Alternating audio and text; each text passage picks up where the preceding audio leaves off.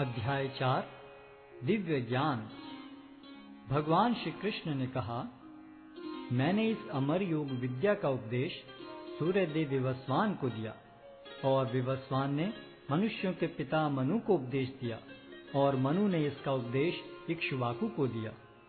आज मेरे द्वारा वही यह प्राचीन योग यानी परमेश्वर के साथ अपने संबंध का विज्ञान तुमसे कहा जा रहा है, क्योंकि तुम मेरे भक्त तथा मित्र हो। अतः तुम इस विज्ञान के दिव्य रहस्य को समझ सकते हो। इस प्रकार यह परम विज्ञान गुरु परंपरा द्वारा प्राप्त किया गया और राज ऋषियों ने इसी विधि से इसे समझा, किंतु कालक्रम में यह परंपरा छिन्न हो गई। अतः यह विज्ञान यथारूप में लुप्त हो गया लगता है। अर्जुन ने कहा, सूर्यदेव विवस्वान आपसे पहले हो चुके हैं, तो फिर मैं कैसे समझूं कि प्रारंभ में भी आपने उन्हें इस विद्या का उपदेश दिया था। श्री भगवान ने कहा, तुम्हारे तथा मेरे अनेकानेक जन्म हो चुके हैं। मुझे तो उन सब का स्मरण है, किंतु हे परंतप, तुम्हें उनका स्मरण नहीं रह सकता है। यद्यपि मैं अजन्मा तथा अविनाशी हूँ और यद्यपि मैं समस्त जीवों का स्वामी हूँ, तो भी प्रत्येक युग में मैं अपने आदि दिव्य रूप में प्रकट होता हूँ। हे भरतवंशी, जब भी और जहां भी धर्म का पतन होता है और अधर्म की प्रधानता होने लगती है, तब तब मैं अवतार लेता हूं। भक्तों का उद्धार करने, दुष्टों का विनाश करने तथा धर्म की फिर से स्थापना करने के लिए मैं हर युग में प्रकट होता हूं। हे अर्जुन, जो मेरे आविर्भाव तथा कर्मों की दिव्य प्रकृति को जानता है, वह इस शरीर को छोड़ने पर इस भौतिक संसार में पुनः जन्म नहीं लेता, अपितु मेरे सनातन धाम को प्राप्त होता है। आसक्ति, भय तथा क्रोध से मुक्त होकर, मुझ में पूर्णतया तन्मय होकर और मेरी शरण में आकर बहुत से व्यक्ति भूतकाल में मेरे ज्ञान से पवित्र हो चुके हैं। इस प्रकार से उन सबों ने मेरे प्रति दिव्य प्रेम को प्राप्त किया है। जिस भाव से सारे लोग मेरी शरण ग्रहण करते हैं, उसी के अनुरूप मैं उन्हें फल देता हूँ। हे पार्थ, प्रत्येक व्यक्ति सभी प्रकार से मेरे पथ का अनुगमन करता है। इस संसार में मनुष्य सकाम कर्मों में सिद्धि चाहते हैं, फलस्वरूप वे देवताओं की पूजा करते हैं। निस्संदेह संसार में मनुष्य को सकाम कर्म का फल शीघ्र प्राप्त होता है। प्रकृति के तीनों गुणों और उनसे संबद्ध कर्म के अनुसार मेरे द्वारा मानव समाज के 4 विभाग रचे गए। यद्यपि मैं इस व्यवस्था का सृष्टा हूँ, किंतु तुम यह जान लो कि मैं इतने पर भी अव्यय अकर्ता हूँ।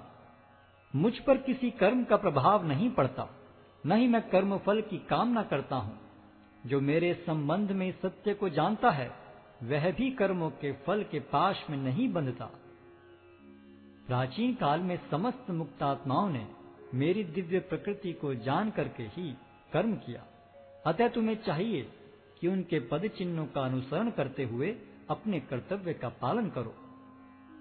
कर्म क्या है और अकर्म क्या है, इसे निश्चित करने में बुद्धिमान व्यक्ति भी मोहग्रस्त हो जाते हैं। अतः मैं तुमको बताऊंगा कि कर्म क्या है, जिसे जानकर तुम सारे अशुभ से मुक्त हो सकोगे। कर्म की बारीकियों को समझना अत्यंत कठिन है। अतः मनुष्य को चाहिए कि वह यह ठीक से जाने कि कर्म क्या है, विकर्म क्या है और अकर्म क्या है। जो मनुष्य कर्म में अकर्म और अकर्म में कर्म देखता है, वह सभी मनुष्यों में बुद्धिमान है और सब प्रकार के कर्मों में प्रवृत्त रहकर भी दिव्य स्थिति में रहता है। जिस व्यक्ति का प्रत्येक प्रयास इंद्रिय तृप्ति की कामना से रहित होता है, उसे पूर्ण ज्ञानी समझा जाता है। उसे ही साधु पुरुष ऐसा करता कहते हैं, जिसने पूर्ण ज्ञान की अग्नि से कर्म फलों को भस्मसात कर दिया है। अपने कर्म फलों की सारी आसक्ति को त्याग कर सदैव संतुष्ट तथा स्वतंत्र रहकर वह सभी प्रकार के कार्यों में व्यस्त रहकर भी कोई सकाम कर्म नहीं करता। ऐसा ज्ञानी पुरुष पूर्ण रूप से संयमित मन तथा बुद्धि से कार्य करता है, अपनी संपत्ति के सारे स्वामित्व को त्याग देता है और केवल शरीर निर्वाह के लिए कर्म करता है। इस तरह कार्य करता हुआ वह पाप रूपी फलों से प्रभावित नहीं होता है। जो स्वतः होने वाले लाभ से संतुष्ट रहता है, जो द्वंद्व से मुक्त है और ईर्ष्या नहीं करता, जो सफलता तथा असफलता दोनों में स्थिर रहता है, वह कर्म करता हुआ भी कभी बंधता नहीं। जो पुरुष प्रकृति के गुणों के प्रति अनासक्त है और जो दिव्य ज्ञान में पूर्णतया स्थित है, उसके सारे कर्म ब्रह्म में लीन हो जाते हैं। जो व्यक्ति कृष्ण भावनामृत में पूर्णतया लीन रहता है, उसे अपने आध्यात्मिक कर्मों के योगदान के कारण अवश्य ही भगवत धाम की प्राप्ति होती है, क्योंकि उसमें हवन आध्यात्मिक होता है और हवि भी आध्यात्मिक होती है। कुछ योगी विभिन्न प्रकार के यज्ञों द्वारा देवताओं की भली भांति पूजा करते हैं और कुछ परब्रह्म रूपी अग्नि में आहुति डालते हैं। इनमें से कुछ विशुद्ध ब्रह्मचारी श्रवणादि क्रियाओं तथा इंद्रियों को मन के नियंत्रण रूपी अग्नि में स्वाहा कर देते हैं, तो दूसरे लोग इंद्रिय विषयों को इंद्रियों की अग्नि में स्वाहा कर देते हैं। दूसरे, जो मन तथा इंद्रियों को वश में करके आत्म साक्षात्कार करना चाहते हैं, संपूर्ण इंद्रियों तथा प्राण वायु के कार्यों को संयमित मन रूपी अग्नि में आहुति कर देते हैं। कठोर व्रत अंगीकार करके कुछ लोग अपनी संपत्ति का त्याग करके, कुछ कठिन तपस्या द्वारा, कुछ अष्टांग योग पद्धति के अभ्यास द्वारा अथवा दिव्य ज्ञान में उन्नति करने के लिए वेदों के अध्ययन द्वारा प्रबुद्ध बनते हैं। अन्य लोग भी हैं जो समाधि में रहने के लिए श्वास को रोके रहते हैं। वे अपान में प्राण को और प्राण में अपान को रोकने का अभ्यास करते हैं और अंत में प्राण अपान को रोककर समाधि में रहते हैं। अन्य योगी कम भोजन करके प्राण की प्राण में ही आहुति देते हैं। ये सभी यज्ञ करने वाले यज्ञों का अर्थ जानने के कारण पाप कर्मों से मुक्त हो जाते हैं और यज्ञों के फल रूपी अमृत को चखकर परम दिव्य आकाश की ओर बढ़ते जाते हैं। हे कुरुश्रेष्ठ, जब यज्ञ के बिना मनुष्य इस लोक में या तो इस जीवन में ही सुखपूर्वक नहीं रह सकता, तो फिर अगले जन्म में कैसे रह सकेगा। ये विभिन्न प्रकार के यज्ञ वेद सम्मत हैं और ये सभी विभिन्न प्रकार के कर्मों से उत्पन्न हैं। इन्हें इस रूप में जानने पर तुम मुक्त हो जाओगे। हे परंतप, द्रव्य यज्ञ से ज्ञान यज्ञ श्रेष्ठ है। हे पार्थ, अंततो गत्वा सारे कर्म यज्ञों का अवसान दिव्य ज्ञान में होता है। तुम गुरु के पास जाकर सत्य को जानने का प्रयास करो, उनसे विनीत होकर जिज्ञासा करो और उनकी सेवा करो। स्वरूप सिद्ध व्यक्ति तुम्हें ज्ञान प्रदान कर सकते हैं, क्योंकि उन्होंने सत्य का दर्शन किया है। स्वरूप सिद्ध व्यक्ति से वास्तविक ज्ञान प्राप्त कर चुकने पर तुम पुनः कभी ऐसे मोह को प्राप्त नहीं होगे, क्योंकि इस ज्ञान के द्वारा तुम देख सकोगे कि सभी जीव परमात्मा के अंश स्वरूप हैं, अर्थात वे सब मेरे हैं।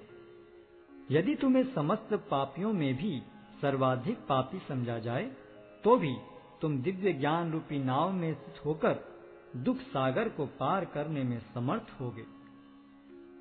जैसे प्रज्वलित अग्नि ईंधन को भस्म कर देती है, उसी तरह हे अर्जुन, ज्ञान रूपी अग्नि भौतिक कर्मों के समस्त फलों को जला डालती है। इस संसार में दिव्य ज्ञान के समान कुछ भी उदात्त तथा शुद्ध नहीं है। ऐसा ज्ञान समस्त योग का परिपक्व फल है।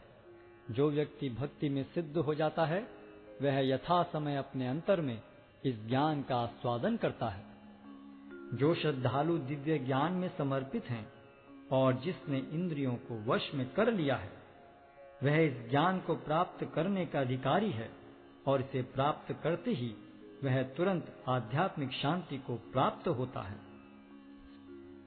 किंतु जो अज्ञानी तथा श्रद्धा विहीन व्यक्ति शास्त्रों में संदेह करते हैं, वे भगवत भावनामृत नहीं प्राप्त करते, अपितु नीचे गिर जाते हैं।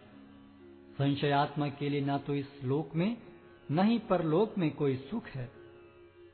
जो व्यक्ति अपने कर्म फलों का परित्याग करते हुए भक्ति करता है और जिसके संशय दिव्य ज्ञान द्वारा विनष्ट हो चुके हैं, वही वास्तव में आत्मपरायण है। हे धनंजय, वह कर्मों के बंधन से नहीं बंधता। अतएव तुम्हारे हृदय में अज्ञान के कारण जो संशय उठे हैं, उन्हें ज्ञान रूपी शस्त्र से काट डालो। हे भारत, तुम योग से समन्वित होकर खड़े हो और युद्ध करो।